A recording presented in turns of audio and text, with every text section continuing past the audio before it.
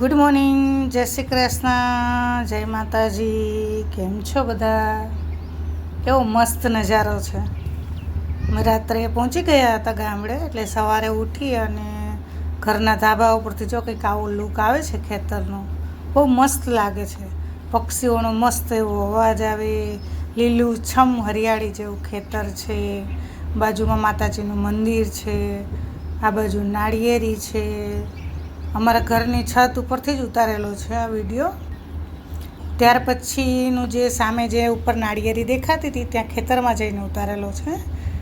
એક લાઈન છે એ મોટી થઈ ગઈ છે નાળિયેરીની, અને બીજી હજી નાની છે. અને ત્યાર પછી આપણે જે ખેતરમાં અડદ અને મગ આવેલા છે ત્યાં જઈએ.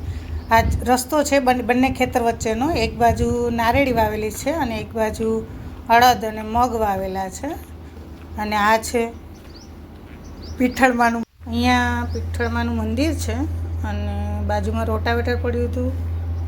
આ છે આવડમાનું મંદિર. બીજા ખેતરના ડેલાની અંદર આવી ગયા છે.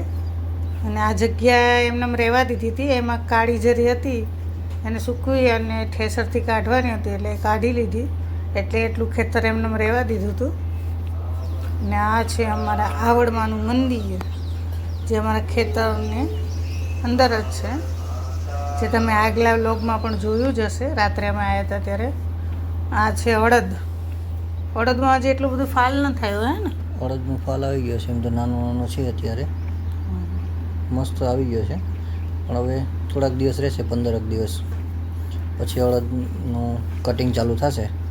15 દિવસમાં થઈ જશે? 15 દિવસમાં પતી જશે. હવે 15 થી 20 દિવસમાં.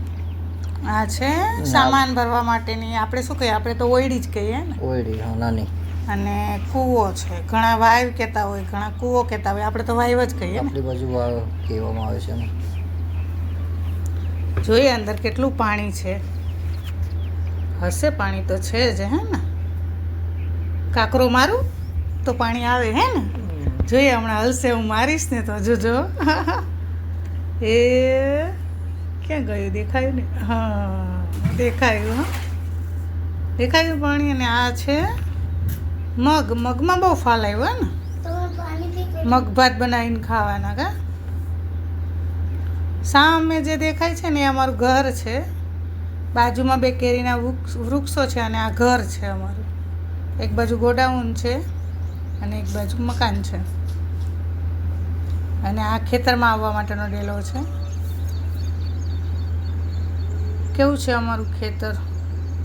એટલું મસ્ત લાગે ને, વાદળાઓ ને લીલુંછમ ખેતર ને. ગામથી પેલું જ ખેતર આવે ને આપણું.